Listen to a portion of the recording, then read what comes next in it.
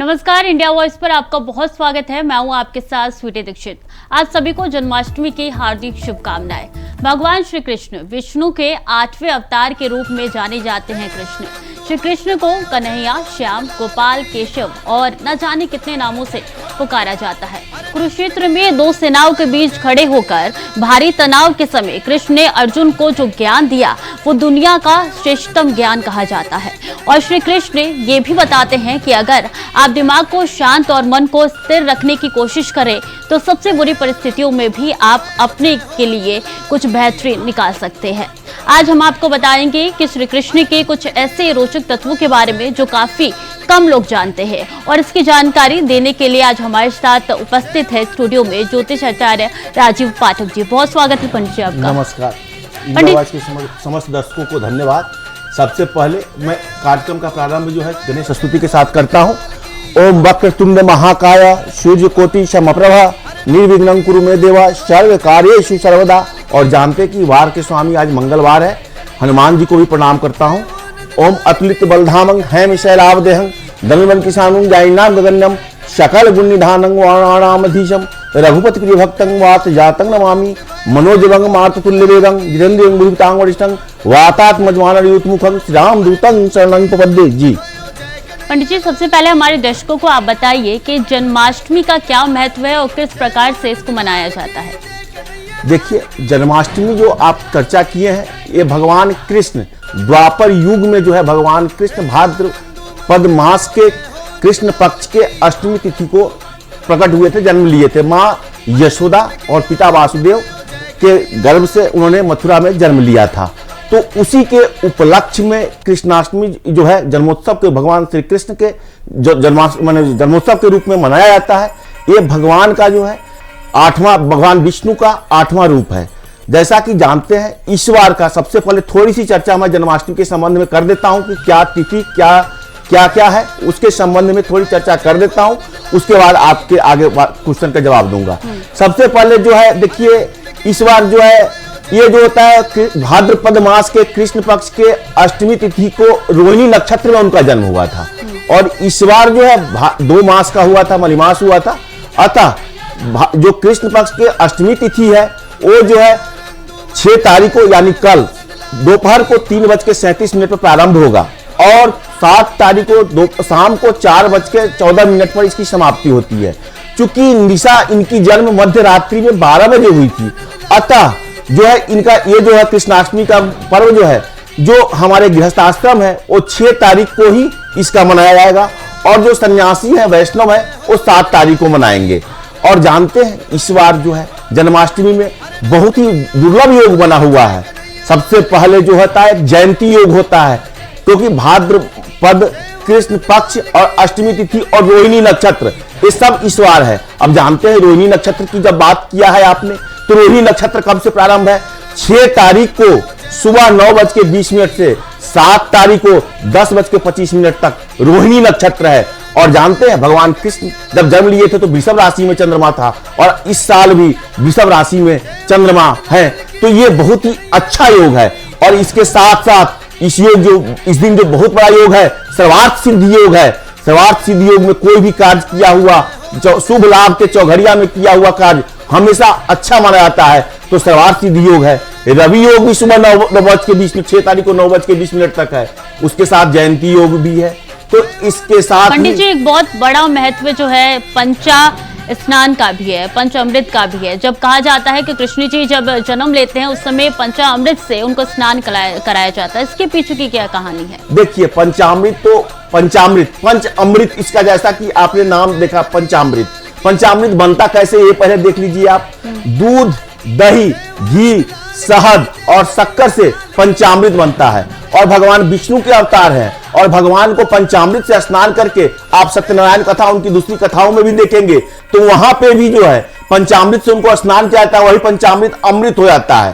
तो ये माना जाता है कि पंचामृत से भगवान विष्णु की अगर स्नान करके तब वो पंचामृत लोगों में वितरित किया जाए तो अमर और बहुत सारे पापों को नष्ट करने वाला होता है। इसीलिए पंचामृत से उनको स्नान किया जाता है। जी, तो थोड़ा सा चर्चा मैं पहले थोड़ा सा मंत्र वंत्र का कर लेता हूँ। अगर आपने जो चर्चा किया है पंचामृत का और जो योगों का चर्चा किया है उसके संबंध में कर लेता हूँ। तो मैंने चर्चा किया था सर्वार्थ सिद्धि योग, रवि योग और जो है जयंती योग, इसके साथ बुधादित्य राजयोग भी है। बुधादित्य राजयोग, सूर्य जो है, सूर्य और बुध सिंह राशि में विराजमान है, तो ये भी एक बहुत बड़ा योग है। और जो है रोहिणी नक्षत्र भी है और चंद्रमा वृषभ राशि में भी है, तो यह दुर्लभ संयोग है। अतः ये इस योग में पूजा करना, अब थोड़ी सी देखिए, वैसे तो चर्चा सब लोगों को पूजा करना आता है, लेकिन कुछ मंत्रों का जाप पर जो उपवास करते हैं वो जो है गृहस्थ आश्रम में है, वो 6 तारीख को कृष्ण जन्माष्टमी का कहा गया है कि व्रत रखने से बहुत सारे पापों से मुक्ति मिलती है। तो कृष्णाष्टमी का व्रत जो है गृहस्थ लोग 6 तारीख को रखे, 6 तारीख को रख के कुछ मंत्रों का जाप करें, और पूजा विधि आगे चर्चा की जाएगी, लेकिन कुछ मंत्रों का जाप जरूर करें। सबसे अच्छा मंत्र है ओम नमो भगवते वासुदेवाय, ये भगवान का जो है बहुत अच्छा मंत्र है। इस मंत्र को जाप करने से, और देखिए जिसके घर में बहुत क्लेश है, बहुत परेशानी है, तो ओम कृष्णाय गोविंदाय हरे परमात्मने प्रणता क्लेश नाशाय गोविंदाय नमो नमः, ओम क्लीं कृष्णाय नमः। अगर कृष्ण भगवान के किसी रूप, ये कलयुग है और कलयुग में नाम जप में ही बहुत पुण्य की प्राप्ति होती है, तो अतः आप लोग जो है पूरे दिन पूजा करें और ध्यान से व्रत करें। अगर फलाहार कर सकते हैं, निर्जला कर सकते हैं, अन्न का सेवन ना करें। कृष्णाष्टमी में भगवान कृष्ण की बहुत महिमा है, जैसा कि आप लोगों ने कहा है। जी जी बिल्कुल पंडित जी, भगवान कृष्ण की काफी महिमा है और वो जिस तरीके से बोलते हैं वो साफ तौर पे नजर आता है, जिस तरीके से उनको वो प्रेरणादायक है। और ये बताते हैं कि प्रेम से जब सारे काम निपट जाते हैं तो क्यों आक्रोश दिखाना है, क्यों रोष दिखाना है। लेकिन पंडित जी मैं आपसे जानना चाहूंगी, हमारे दर्शक भी जानना चाहेंगे कि तुलसी का काफी ज्यादा महत्व होता है, तो तुलसी के बारे में बताइए कि क्यों जरूरी होता है, उसके बिना क्यों नहीं पूजा पाठ हो सकती है, खासकर जन्माष्टमी वाले दिन में। देखिए, अब आपको मैंने चर्चा किया था भगवान विष्णु का ही 8वां अवतार भगवान कृष्ण है। तो अब इस तुलसी की कथा के पीछे भी एक रोचक कथा है। एक वृंदा नाम की जो दैत्य होती थी, मतलब औरत थी, राक्षस प्रवृत्ति में, उनका वृंदा नाम से हुआ था, शादी हुआ था, राक्षस थी और वो अपने पति भक्त थी, पतिव्रता थी। उनके हस्बैंड को जो है ये वरदान मिला हुआ था कि जब तक इनके पतिव्रता का उसको कोई मार नहीं सकता है। और जब उसकी होने लगा, संग्राम होने लगा, तो वो किसी से, राक्षस जो था वो जलंधर नाम का राक्षस था और वृंदा नाम की ये थी, तो उसकी मृत्यु नहीं हो पा रही थी। तो भगवान विष्णु की वृंदा बहुत अनन्य भक्त थी और उसको जब तब सब देवता लोग भगवान विष्णु से कहे कि आप ही इसका कुछ कीजिए, जलंधर चूंकि बहुत परेशान कर रहा था, तो भगवान विष्णु वहां पे जलंधर के रूप में वृंदा के सामने प्रस्तुत हुए और उसके प्रतिव्रता को भ्रष्ट खत्म कर दिए, जिससे जलंधर की मृत्यु हो गई।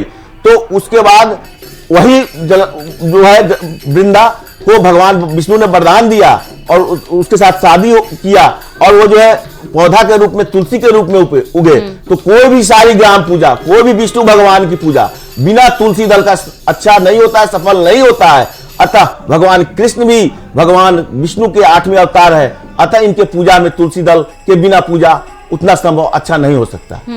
अच्छा पंडित जी, हमने देखा है कि आमतौर पे सभी घरों में कृष्ण के छोटे से अवतार यानी कि लड्डू गोपाल को रखा जाता है।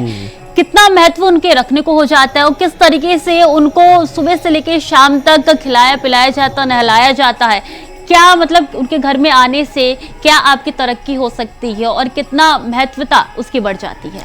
देखिए, सबसे पहली बात है कि देखिए बाल गोपाल लड्डू जो है, सबसे पहले जो नियम निष्ठा से रखे वही भगवान कृष्ण के लड्डू गोपाल की अपने घर में स्थापना कर सकते हैं। देखिए, लड्डू गोपाल की उसी तरह से रखे जैसा कि आप अपने बच्चे को रखते हैं। इसके संबंध में बहुत सारी नियम है। नियम क्या है? उनका नामकरण सबसे पहले करें। कृष्ण भगवान, कोई भगवान के नाम पे उनका नामकरण कर दे। उनको अपने स्नान करने के बाद उनका स्नान कराएं। उनको खाना बनने, सात्विक भोजन आपके घर में बने, सात्विक भोजन का उनको पहले भोग लगा करके अब करें।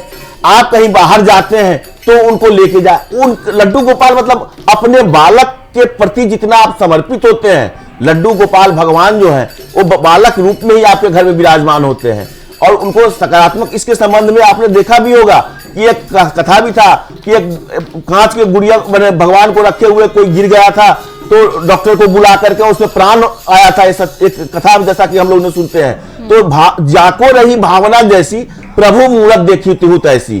तो इसलिए भावना, आप भगवान के बच्चे के रूप में भगवान को अपने यहाँ वैसे सेवा कीजिए जैसे कि आपके बच्चे हैं, और उनको रखने से अगर सही ढंग से आप रखते हैं घर में, लेकिन अगर सही ढंग से नहीं रख सकते तो उनकी पूजा कीजिए, लेकिन अगर आप सही ढंग से रख सकते हैं तो उनको रखिए, और उनका पूजा करने से आपके सब ग्रहों का शांति होता है। और जैसा कि मंत्र में कहा था मैंने, कुछ मंत्र ये भी है, सबसे अच्छा मंत्र है हरे कृष्णा कृष्णा कृष्णा हरे हरे, हरे रामा रामा रामा हरे हरे।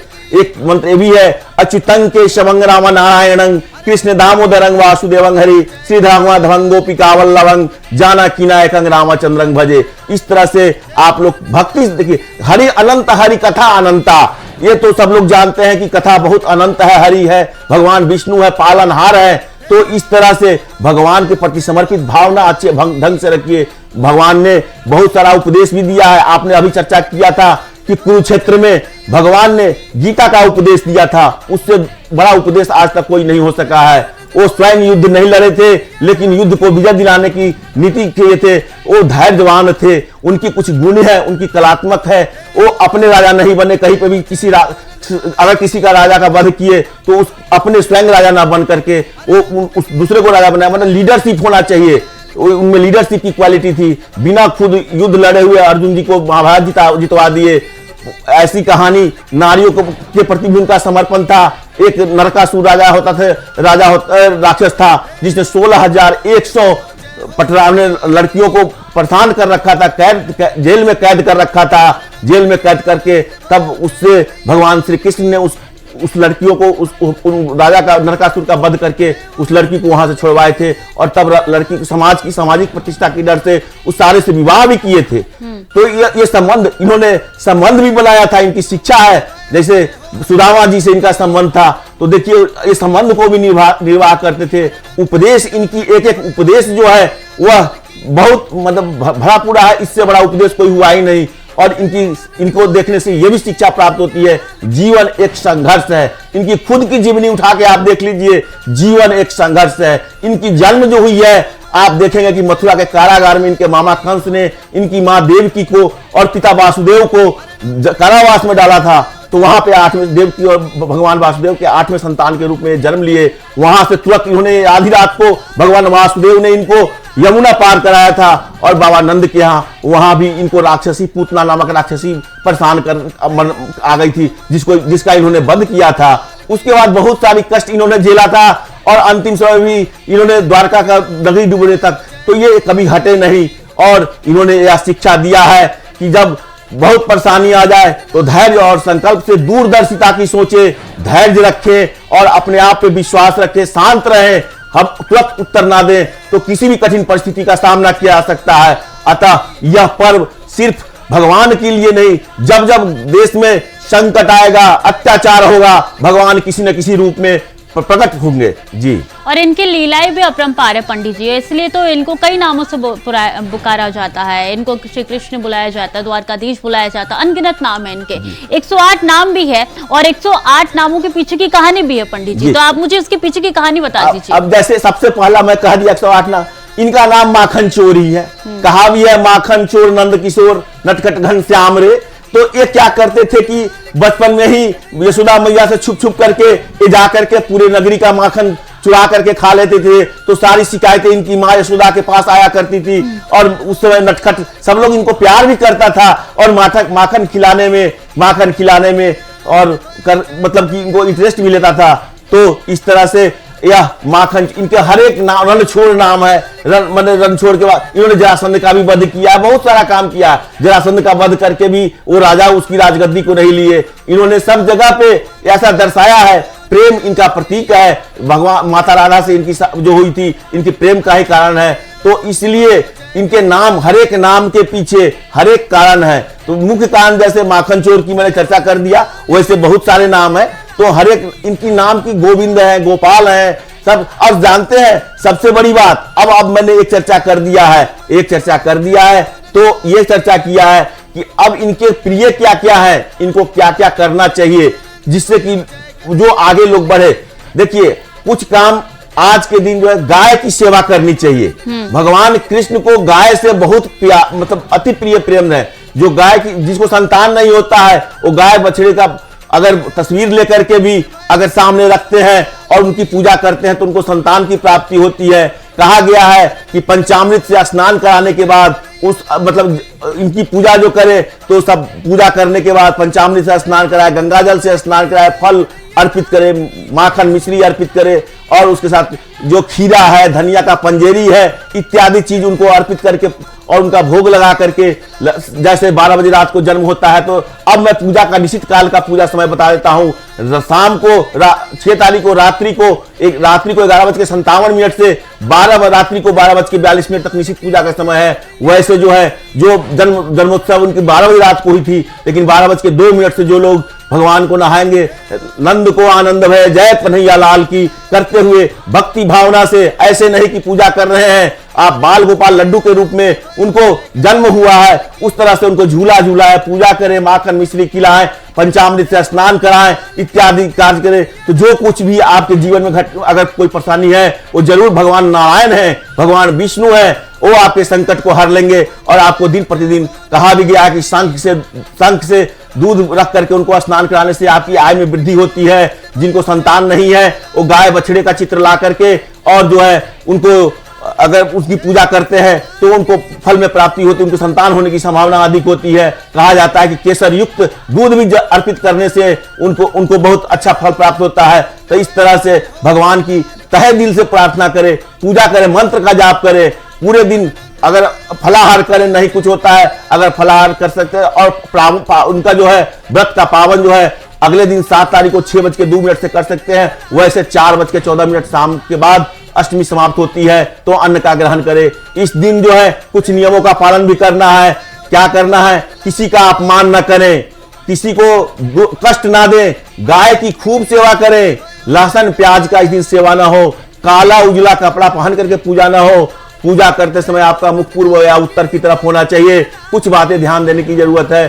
शराब मदिरा का सेवन न हो, इस दिन बहुत अच्छा बात है।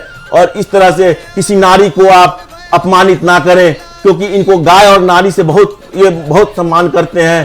तो इसलिए ये काम करते हुए पूजा करें और भगवान के मंत्रों का जाप करें। अगर कुछ नहीं मंत्र जाप कर सकते हैं, ओम नमो भगवते वासुदेवाय बहुत शक्तिशाली मंत्र है। इस मंत्र को अगर ध्यान से जाप करेंगे तो बहुत अच्छा फल प्राप्त होगा। अगर कुछ नहीं है तो सब लोग जानते हैं हरे कृष्णा कृष्णा कृष्णा हरे हरे, हरे रामा रामा रामा हरे हरे। इस तरह से ओम नहीं कुछ और मंत्र है, ओम क्लीं क्लेश कृष्णाय नमः।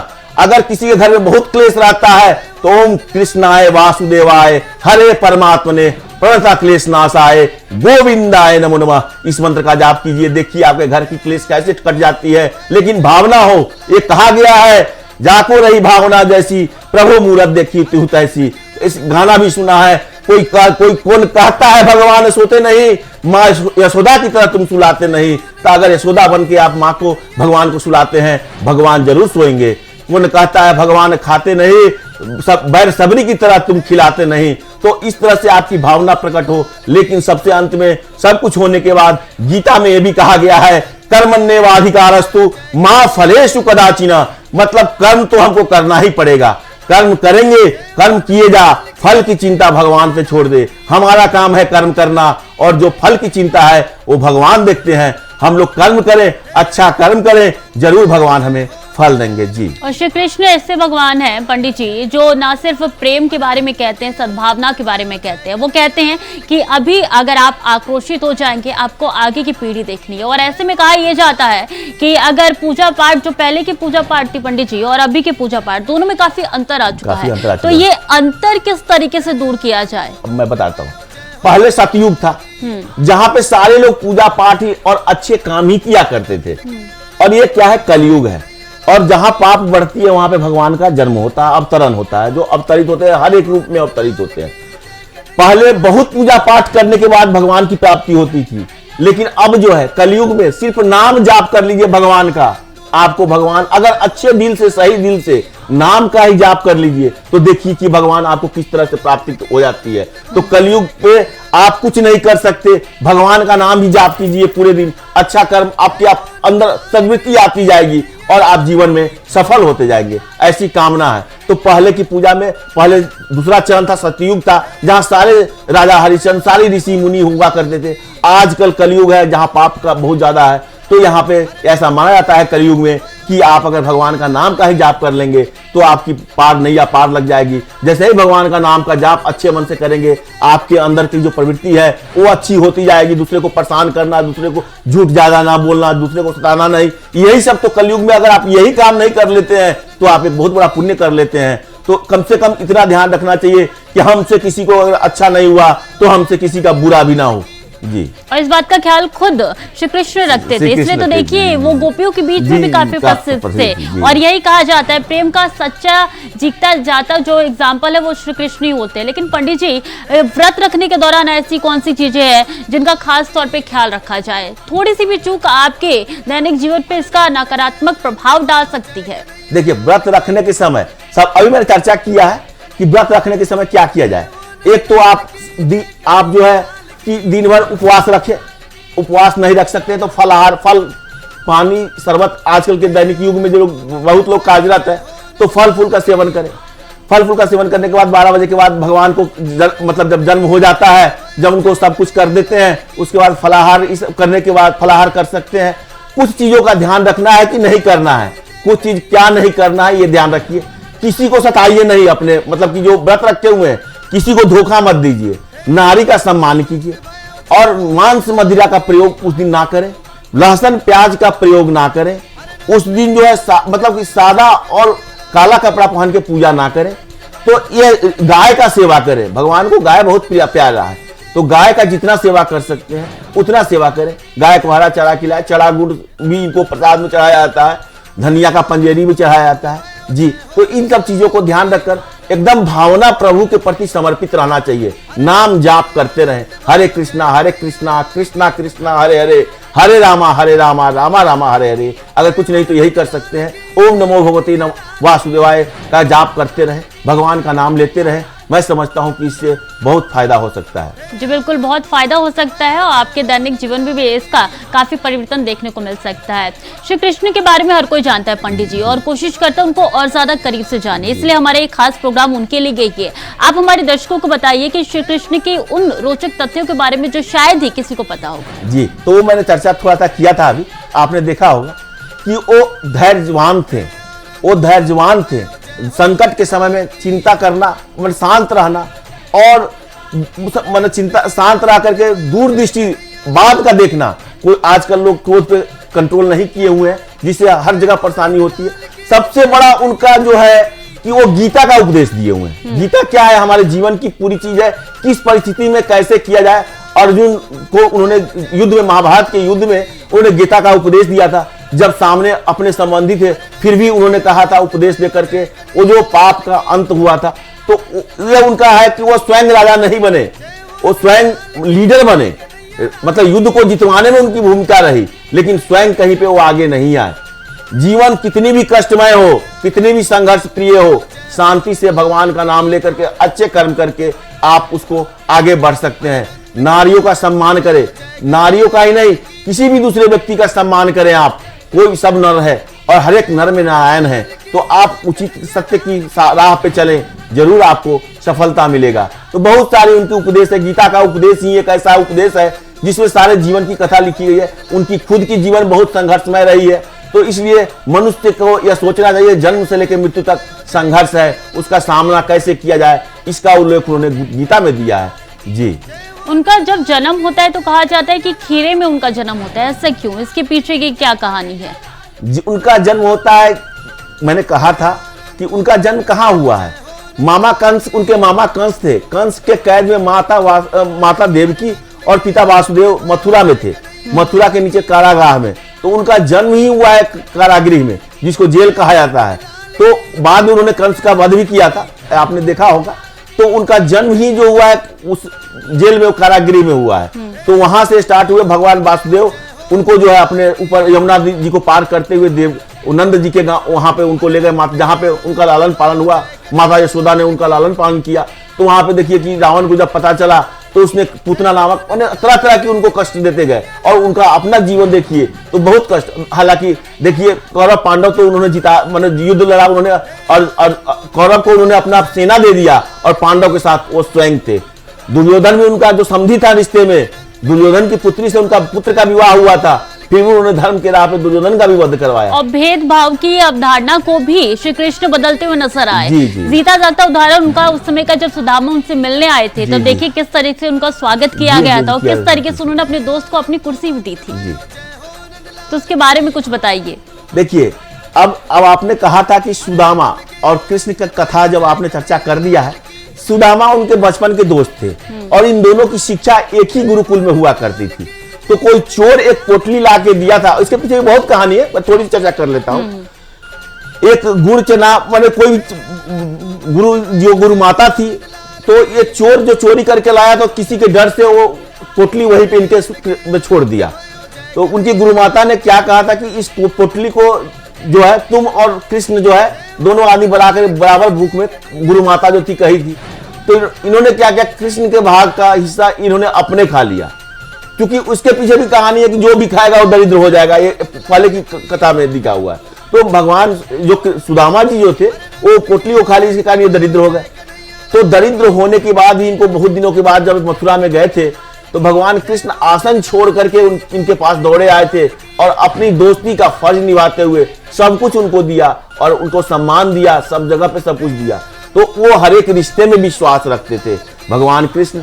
इन्हीं के साथ नहीं, अर्जुन जी के साथ भी उन्होंने जो रिश्ता निभाया वो निभाया और सुदामा जी के साथ भी उन्होंने रिश्ता निभाया। इस तरह से बहुत किया मैंने करके, तो इसलिए वो हर एक चीज पे कर्म पे विश्वास करते थे और गीता में उपदेश ही दिया है कर्म करने के लिए। तो कर्म करना चाहिए, कर्म का फल, कर्म करना हमारे बस में, फल की चिंता तो भगवान के हाथ में। और कर्म करके ही फल मिलता है पंडित जी। और यही कारण है कि श्री कृष्ण जी, इसके कई ऐसे एग्जाम्पल है जो जीता जागता वो दिखते हैं। और ऐसे में देखिए कई ऐसे महत्वपूर्ण जानकारी हमने आप तक पहुंचाई पंडित जी के माध्यम से। बहुत बहुत शुक्रिया हमारे दर्शकों को तमाम जानकारी साझा करने के लिए और बताने के लिए। तो जन्माष्टमी है, जन्माष्टमी के अवसर पर जगह जगह मटकी फोड़ी जाती है और श्री कृष्ण की लीलाओं को याद किया जाता है और ये उत्सव धूमधाम से मनाया जाता है। तो फिलहाल के लिए इंडिया वॉइस के इस प्रोग्राम में इतना ही। नमस्कार।